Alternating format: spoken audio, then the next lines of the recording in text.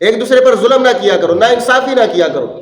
غنیت الطالبین کے اندر حضور سیدنا شیخ عبد القادر جیلانی علیہ رحمہ نے ایک بندے کا واقعہ بیان فرمایا، بڑا ہی نیک متقی پرہیزگار تھا۔ جب وہ انتقال کر گیا، انتقال کرنے کے بعد خواب میں کسی اپنے عزیز کو، رشتہ دار کو ملا اور اس نے پوچھا بھی بتاؤ اللہ تعالیٰ نے تمہارے ساتھ کیا معاملہ فرمایا ہے؟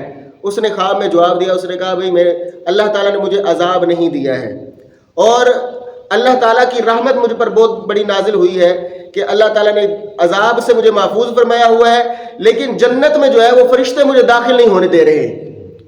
پوچھا جی وہ جنت میں کیوں نہیں داخل ہونے دے رہے؟ کہا وہ کہتے ہیں کہ تم نے اپنے پڑوسی سے ایک مرتبہ سوئی لی تھی اور تو سوئی واپس کر کے نہیں آیا تھا، تو جب تک وہ سوئی پڑوسی کو واپس نہیں کر دی جاتی تو جنت میں داخل نہیں ہونے دیا جائے گا۔ اللہ اکبر، اللہ اکبر۔ تو کہا کہ جب تک تیرے وارث وہ سوئی پڑوسی کو واپس نہیں کر دیتے اتنی دیر تک تو جنت میں داخل نہیں ہو سکتا۔ صاحب وہ دیکھ لیجئے کہ اگر ایک سوئی والا معاملہ سامنے آ جائے تو بندہ جنت میں داخل نہیں ہو سکتا۔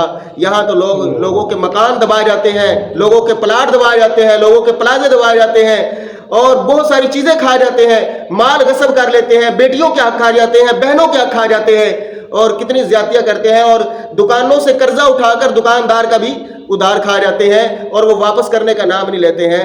تو بتائیے کہ ایسے لوگوں کی نمازیں، ان کے روزے، ان کی زکاتیں کیا کام آئیں گی؟ رب تعالیٰ کی تو عدالت ہے بھی، وہاں پر تو انصاف ہونا ہے، وہاں پر کسی پر زیادتی نہیں ہوگی۔ تو جو دنیا میں کسی کے اوپر زیادتی کر کے جائے گا تو اللہ کا تو سامنا کرنا ہی پڑے گا، چاہے وہ 1 انچ زمین کیوں نہ دبا کے جا رہا ہو۔ تو جو لوگوں کے نہ حق مال کھاتے ہیں، یتیموں کا نہ حق مال کھاتے ہیں، بیواؤں کا نہ حق مال کھاتے ہیں، اور دوسروں پر زیادتی کر رہے ہوتے ہیں اور ظلم اور ناانصافی والا کام کر رہے ہوتے ہیں، انہیں اس واقعے سے عبرت اور نصیحت حاصل کرنی چاہیے کہ حقوق العباد والا معاملہ جو ہے یہ بڑا ہی کٹھن معاملہ ہے، اس کے اندر معافی نہیں ہو سکتی ہے۔